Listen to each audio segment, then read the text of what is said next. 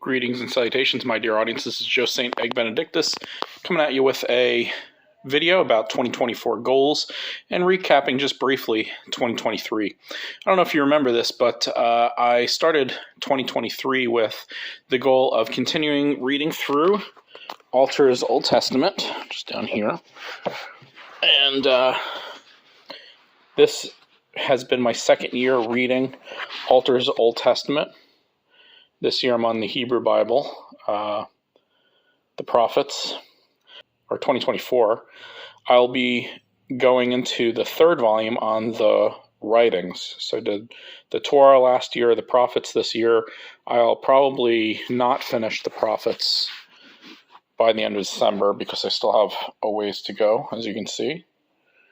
And even though it doesn't look like a lot, it is. I'm in the minor prophets and currently in Hosea. So of all three volumes, the Torah, the prophets, and the writings, this is the longest. So you can see it's a huge book. So in 2024, I'll be going into year 3 on that.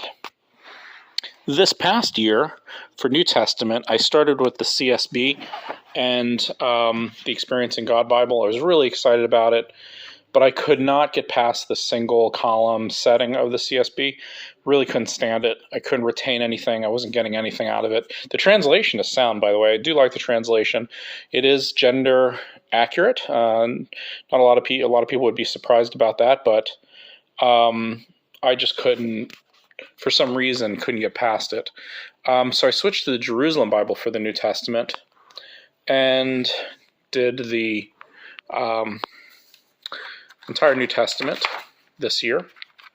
So if you go to my, let's see here, table of contents page, you can see where I checked everything off.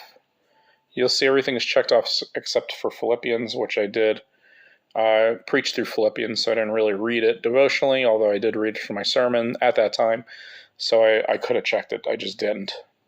Now, the Jerusalem Bible is known for its Old Testament and its beautiful language that is reminiscent of the RSV. But what I loved about the New Testament is how it sets some books in poetry form.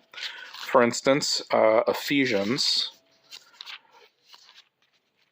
The beginning of Ephesians is set up in poetry form, and it reads marvelously. I mean, it is so spiritual when you read the Christological aspects of Ephesians in poetry. It's magnificent. Well done. And then the other part that I found interesting regarding this poetry setting, the poetry of 1st, 2nd, and 3rd John. That's what it is. Look at 1st John, how it's set in poetry form. Now, whenever I read 1st John, I find it a little confusing.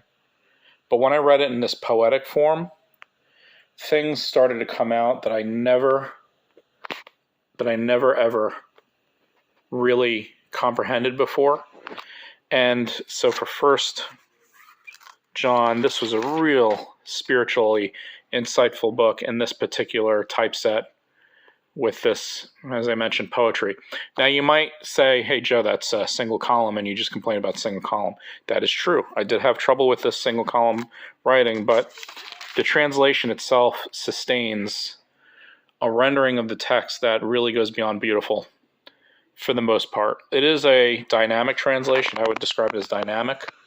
So, it's not always the most literal translation, but when it gets to the spirituality of it, and by the way, when I do my devotional reading, it's totally spiritual reading. It's not a scholarly reading. If I see something that I want to investigate, I'll go to my church office and look at that. But it is a purely spiritual experience when it comes to my devotional reading. That's why it takes me so long to read through the Bible. I mean, New Testament in 1 year, most people can read the New Testament in like a month or two. But that's just how it is for me. So I did benefit greatly from the Jerusalem Bible, though I did not read the Old Testament, obviously, because of the Alter translation. Now, with 2024, I'll still be, as I mentioned, reading through Alter, the writings particularly. But for New Testament, I'm going to go ahead and jump into the NRSV updated edition. This is my Zondervan text, which, by the way, is a nice typeset. I did share videos about this and gave Zondervan props for a much better typeset than the NRSV that they've been doing over the past few years. And I'll be reading the New Testament, starting with Mark in January 1st. So I have another, as of the making of this video, I have another month to go.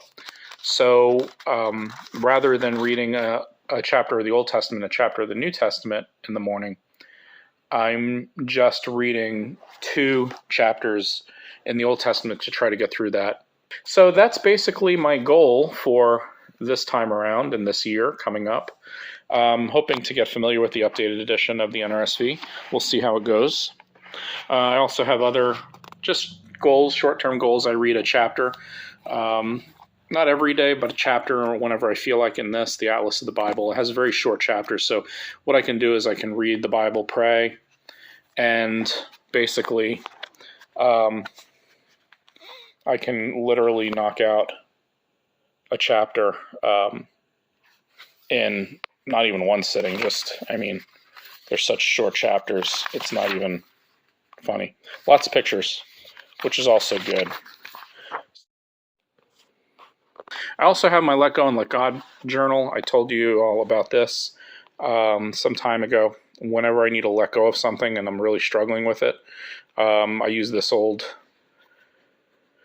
journal with the nice mistake, Christ go gives me strength, and basically write a few sentences or a paragraph of what I need to let go of. And I tell you, when I put it in here, God really does a miraculous work. If I'm not ready to let go of it, or I'm still struggling with something, or I just know that I need more time with it, with the Lord, I don't write it down. I write it down when I'm letting it go for good, because once it's in here, I don't want to return to it. And there have been times when I've had to read through this to remind me of what I'm letting go of. Another thing is my Sunday school lesson. At my church, we do this Formations Adult Study Guide by Smith and Helwis. Let me see here. I'm actually a contributor to these, although this particular quarterly I'm not contributing, but it's a pretty good Sunday school curriculum. I still am trying to read through the history of the medieval church. It's an older book, but I kind of slowed down. I'm not saying it's a snoozer. It's really good, and I'd prefer to read it all the way through. But I'm getting up to the Inquisitions. But I've been distracted not only by the Atlas book, but also a novel that I'm making my way through. Anyhow, so that's my 2024 goals. Thank you for joining me. I hope you have a wonderful new year, and we'll keep at it in the new year for as long as there's content to be had. I'll talk to you later.